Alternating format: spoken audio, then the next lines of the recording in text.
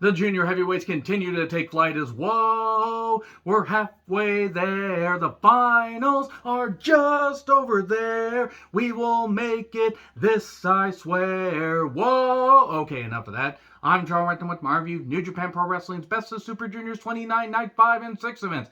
A block and B block action, Human Centipede together. We are going to be all caught up by the end of this review, and then it's all block action all the time after this, starting on Tuesday. Let me know your thoughts on this show in the comments, please.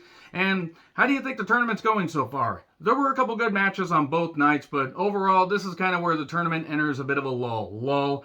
And let's just get into it. So Kevin Kelly was flying solo on both nights. ELP, Gato, and Dick took on Teton, El Lindemann, and Jotto. Oh boy, more Bullet Club BS. So, German suplex, bridge, pins, Gato. There you go. That's it. That's all I'm going to cover there when it comes to Bullet Club BS, even though there is some talent in here. I like El Phantasmo, but it's Bullet Club stuff, so I just tend to tune out because it becomes white noise. It actually becomes white noise too. Not even the one with Michael Keaton in it. So, match number 2 was Shingo and Bushi taking on Master Wato and Tenzan. God damn it. Master Wato, they are trying to give him a personality. That's adorable. So, it's a preview of Wato and Bushi and Pumpin' Bomber on Tenzan 1, 2, 3. There you go. So, the final preview tag match. Robbie Eagles, Wheeler Yuta, and Tiger Mask taking on El Desperado, Doki, and Taka Michinoku, a.k.a. the man that is just gonna take the pin. And he did. So, he took the pin after the Turbo Backpack. That's all I gotta say about that. Let's get to the first A-Blocka match. Thanks to a particular friend of mine. I can't fucking unhear it no matter what. So, we get Show versus Crocodile Connors, and it was a jump start by Show. Apparently, nobody possesses the ability to look at a monitor backstage because Show makes his entrance and then runs the length of a football field over somewhere and then blindsides Crocodile Connors during his entrance. It was fine when Show wasn't doing the usual House of Torture Bullet Club BS with the wrench or the chair or the whatever, and we get a ref bump, and then we get a low blow and a roll up 1, 2, 3. At least I think it was an attempt at a low blow, but didn't even look like he actually did anything. Again, House of Torture Bullet Club shit, I just tune out. I like Clark Connors. Show as a heel is fine, but it's repetitive. It's gotten to the point. White Noise 2, Electric Boogaloo. So anyway, Taguchi then took on Francisco Akira with TJP. Yay! I have to endure watching TJP at ringside and then in a match on the next night. God, I can barely contain my fucking enthusiasm. I like Akira though. This guy has a good fireball personality, ironically, considering his finisher. Taguchi was doing his usual comedy, but when he actually just gets down to business, he can do some good stuff. There was some good heavy strikes here. Actually, it looked like Akira's chest was really red. And then we got a roll-up. 1, 2, 3. And Taguchi put the funky weapon in his face. No, not the booty. So Taguchi gets some points. Hooray. So, Yo took on Konomaru in a match that certainly happened. It wasn't bad, but Konomaru's just there to basically take pins. And Yo, they're really trying to find a direction for Yo. He hits a direct drive after using a Centauri surprise, because Konomaru is eventually going to get outwitted there. Maybe he was already drunk. So Yo gets a couple points. Ace Austin took on Hiromu. Well done. 12 minutes, and it was well wrestled. Ace Austin is a great heel. Hiromu, therefore, was a de facto face. Though Ace has gained some good cheers. The Fosbury flop is really nice. Eventually, though, he fell to Time Bomb number 2, 1, 2, 3, and a handshake and show respect afterwards. That was very cool. And then we get Ishimori against Alex Zane. So after Ishimori basically uses a chair and beats up on Alex Zane's shoulder for about 15 years, Alex Zane comes back and keeps trying to go for it, but his arm keeps hurting him because his arm is wrapped. No, not a crunchy wrap. It's not that kind of Taco Bell wrap. But anyway, Zane just roars back, but eventually that bone lock, man, when a man latches onto your bone and jerks on it, you're going to stay down. You're going to stay down, you're going to tap out, that is. That was a bit of a weird pause. Whole point is, though, Ishimori got the victory. Good stuff, though. Alex Zane had a good showing. Now let's get to the A-Blocka point totals. So after 3 A-Blocka events, Taguchi has 2 points. Hiromu and Yo have 4. Konomaru has 0. That's fitting. Ishimori has 6. So he's leading. Show has 2. Clark Connors has 0. I have a feeling Clark Connors might get 4. Alex Zane and Ace Austin have 4. And Francisco Akira has 2.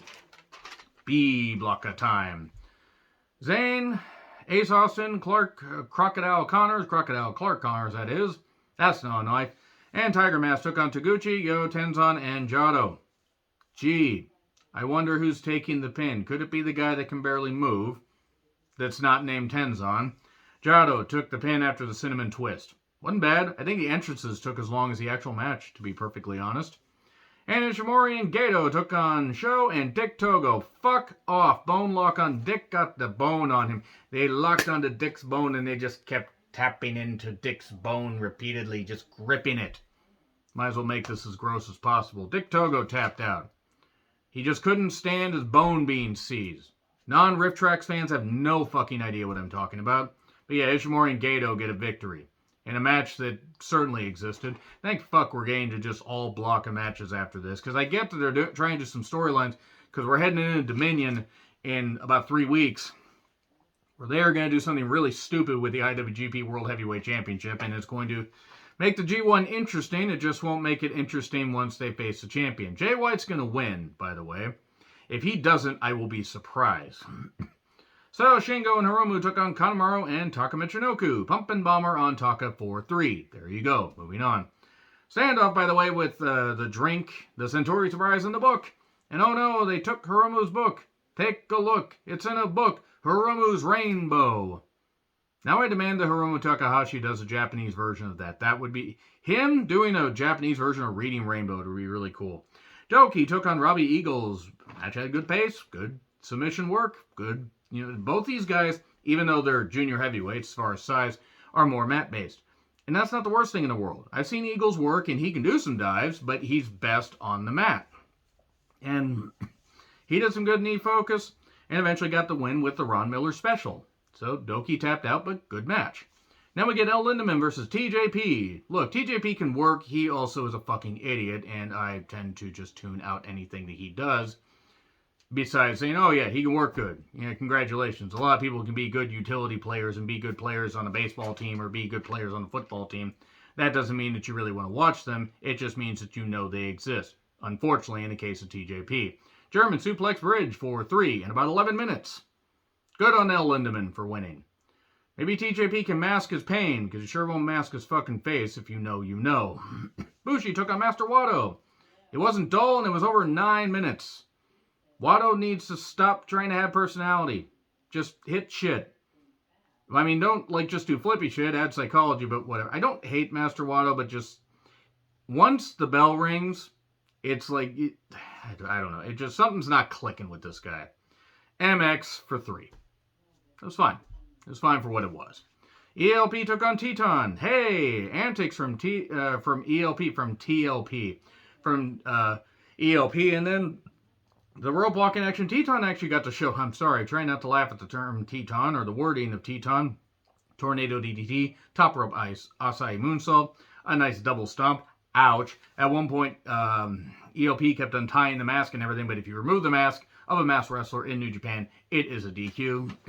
And then, oh no, the mask slipped off, and the referee made a judgment call, didn't disqualify ELP. The referees apparently, of the school thought that, hey, he couldn't have meant to do that because storyline.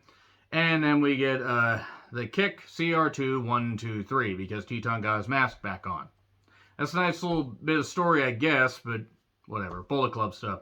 Despy took on Wheeler Yuta with a big fight feel and some very good groundwork by both. Wheeler targeting the arm, trying to stop Numero Dos or Pinche Loco, and Despy targeting the knee, going for either Pinche Loco or going for Numero Dos. And good near fall, some heavy strikes. Eventually he did hit a Pinche Loco, got no cover. Yuta did fire back, but did fall to Pinche Loco. 1, 2, 3, and there you go. So now we're going to get to the B Blocka point totals. Master Wato has 0. Yay. Robbie Eagles and Bushi have 4 each. Doki has 2. El Desperado has 6. ELP has 6. Teton has 0. TJP has 2. Wheeler Yuta has 2. El Lindemann has 4. So there you go. I'm going to see how the views do on this one and any of the earlier ones, because after the first 2 nights, I don't know if anybody's really interested in this tournament. I mean, I'm just one guy reviewing stuff, but if people are going to watch, I will keep reviewing, but this might be the last year I review the full Best of Super Juniors tournament. Anyway, agree, disagree what I said, like, share, subscribe, Twitter handle in the description. I'm John Recklin. I'll see you soon.